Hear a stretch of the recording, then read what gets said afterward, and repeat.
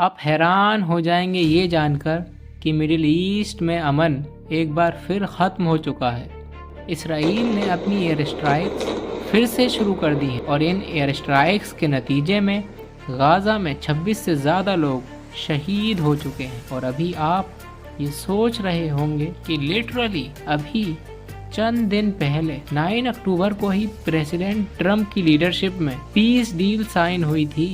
It's an incredible triumph for Israel and the world to have all of these nations working together as partners in peace. अभी तो अमन आया था और इतनी ही जल्दी अमन चला भी गया। ये कोई हैरानगी की बात नहीं है, क्योंकि सो कॉल्ड लिबरल अमेरिका हमेशा से ही इजराइल फलस्तीन के बीच में ऐसे अनसक्सेसफुल पीस एग्रीमेंट्स कराता है जिनके तुरंत बाद ही फलस्तीनियों का होमोसाइड होना लाजमी हो जाता है। बल्कि हैरानगी की बात तो ये है जो अब मैं आपको बता रहा हूँ, फाइनली ग्रेटर इजराइल का प्लान शुरू हो चुका है। And worst thing about it, कोई भी मुल्क इसके बारे में बात तक नहीं कर रहा है। नतमक्कन मिन इज़ालतु व नतमक्कन मिन इंतिशालु मिन مناطق ومنازل وأحياء فقط للبصر الدنيا غبشت معايا। कहानी क्या है आइए समझते हैं।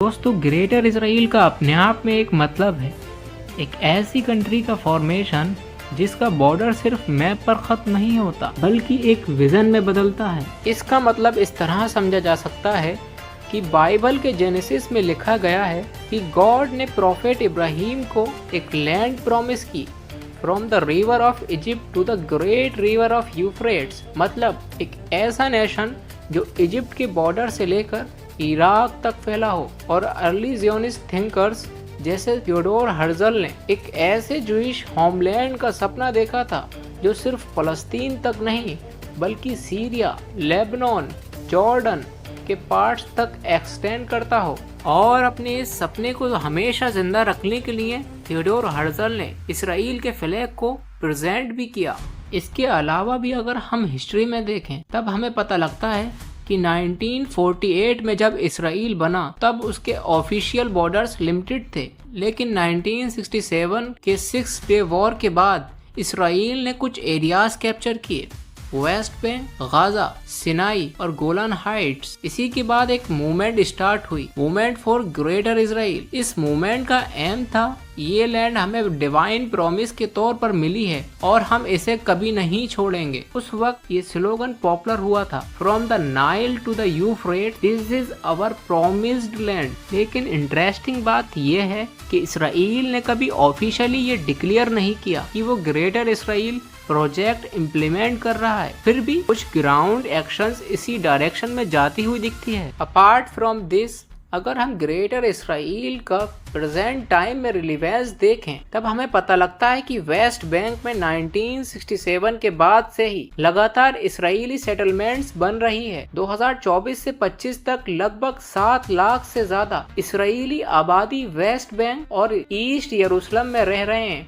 यूनाइटेड नेशन के हिसाब से ये सेटलमेंट्स इलीगल हैं, but they are still growing every year. क्या ये कोइंसिडेंस है या एक स्ट्रेटजी जिससे फलस्तीन के लैंड को ग्रेजुअली एब्जॉर्ब किया जा सके? और दूसरी तरफ रिसेंट में इसराइली गवर्नमेंट ने वेस्ट बैंक के कुछ एरियाज को सोवन इसराइली टेरिटरी डिक्लेयर करने के हिंट्स दिए हैं। 2020 में नेतन्याहू ने ओपनली बोला था, एनेक्सेशन इज अवर राइट, जिसे इंटरनेशनल लेवल पर काफी सारे मुल्कों ने अपोज किया था, पर ग्राउंड पर पॉलिसीज स्लो मोशन में इम्प्लीमेंट होती गई। काफी सारे राइट विंग लीडर्स भी ओपनली ग्रेटर इसराइल ड्रीम का मेंशन करते हैं, जैसे फाइनेंस मिनिस्टर बेजलेल स्मोट्रिच ने कहा, I dream of greater Israel from the Nile to the Euphrates. ऐसे स्टेटमेंट्स एक सिंबॉलिक वार्निंग भी हैं और एक पॉलिटिकल रियलिटी भी। अब सवाल आपसे है, जब गवर्नमेंट ऑफिशियली कुछ नहीं कहती पर ग्राउंड पर सब कुछ उस डायरेक्शन में हो रहा हो, तो क्या आप इसे अंडर कंस्ट्रक्शन प्रोजेक्ट नहीं कहेंगे? और कुछ एक्सपर्ट्स कहते हैं कि ग्रेटर इसराइल एक हाइपोथेटिकल टर्म है, रियलिटी में ये सिर्फ सिक्योरिटी ड्राइवन पॉलिसी है। लेकिन दूसरी साइड क्रिटिक्स कहते हैं कि इसराइल के लिए वेस्ट बैंक स्ट्रेटजिक है, सिक्योरिटी सिर्फ एक्सक्यूज है, ओरिजिनल एम फलस्तीन को ग्रेजुअली मैप से ख़त्म करना है। हर नए सेटलमेंट के साथ फलस्तीन के टाउन अलग अलग आइलैंड्स में डिवाइड होते जा रहे हैं। सो क्वेश्चन ये है, अगर कोई ऑफिशियली अनाउंस ना करे पर रिजल्ट वैसे ही दिख रहे हों, तो क्या हम उस प्लान को इग्नोर कर सकते हैं? And interestingly, Benjamin Netanyahu serving as a last prime minister of Israel, और इसके बाद सभी इसराइली सिस्टम उनका मसाया संभालेगा। ये मैं नहीं कह रहा, बल्कि काफ़ी सारे स्कॉलर्स भी इस बात को कह रहे हैं। इवन इसराइली सिविलियंस भी हज़ारों साल से चाहते हैं कि हमारा मसाया आए, हमें लीड करे। एंड बिलीव मी, ये बात बिल्कुल भी गलत नहीं है। It is not like as to build castle in the air, क्योंकि इसे खुद इसराइल के सबसे बड़े रब्बी यानी स्कॉलर ने कहा था। और 40 साल पहले जब यंग नेतन्याहू को 1984 में America as a Israeli ambassador बनाकर भेजा गया, तब उनकी मुलाकात यहूदियों के सबसे बड़े रब्बी मेनाहेम मेंडेल स्नीरसन से हुई। तब उस रब्बी ने नेतन्याहू से कहा था कि तुम इसराइल को बहुत आगे लेकर जाओगे और खुदावन तुमसे इसराइल को लीड करवाएगा। और इसके ठीक 12 साल बाद नेतन्याहू इसराइल के प्राइम मिनिस्टर बन जाते हैं। और उसके बाद नेतन्याहू उस रब्बी से दोबारा मुलाकात करते हैं, जिस मुलाकात में उस रब्बी ने काफ़ी गुस्से में आकर नेतन्याहू को एक मैसेज दिया था, जिसका वीडियो ये है।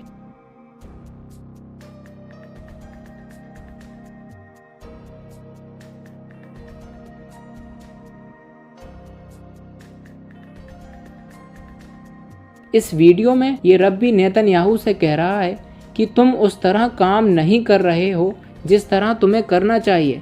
तुम्हारी वजह से हमारा मसाया आ नहीं पा रहा है, इसलिए जो काम कर रहे हो उसको तेज़ी से करो। और आज नेतन्याहू का ये काम पूरी दुनिया के सामने है, किस तरह से फ़लस्तीनियों को शहीद किया गया है, किस तरह से फ़लस्तीनियों का होमोसाइड किया गया है, किस तरह से बच्चों को शहीद किया गया है, किस तरह से बूढ़ों को शहीद किया गया है, किस तरह से औरतों को शहीद किया गया है, और इंटरनेशनल लेवल पर ह्यूमन राइट्स को वायलेट किया गया है। सो क्या ग्रेटर इसराइल एक स्पिरिचुअल ड्रीम है? और क्या इस स्पिरिचुअल ड्रीम को फुलफिल करने के लिए होमोसाइड जरूरी है, बच्चों का खून बहना जरूरी है? क्योंकि so called most democratic country America के जरिए से हुई पीस डील कहीं भी इम्प्लीमेंट होती नहीं दिख रही है। दोस्तों, मैप्स कभी न्यूट्रल नहीं होते, हर बॉर्डर के पीछे एक आइडियोलॉजी होती है। आज जब हम ग्रेटर इसराइल के बारे में बात करते हैं तो असल सवाल ये है, क्या लैंड प्रॉमिस इंसानियत के ऊपर लिखा जा सकता है? अगर आपको लगता है कि ये सिर्फ मिथ है तो प्रूफ देखो, और अगर लगता है कि ये रियल है तो सोचो इसका नेक्स्ट स्टेप क्या होगा। और कमेंट में अपनी राय जरूर दो, क्या ग्रेटर इसराइल अंडर कंस्ट्रक्शन है या सिर्फ एक नैरेटिव है? और फलस्तीन को सपोर्ट करें irrespective of your caste, race, religion and region, as humanity should be on the top। अगर आपको ये एनालिसिस इंफॉर्मेटिव लगा तो वीडियो को लाइक करो, शेयर करो और चैनल को सब्सक्राइब करो। Stay aware, stay informed and keep questioning.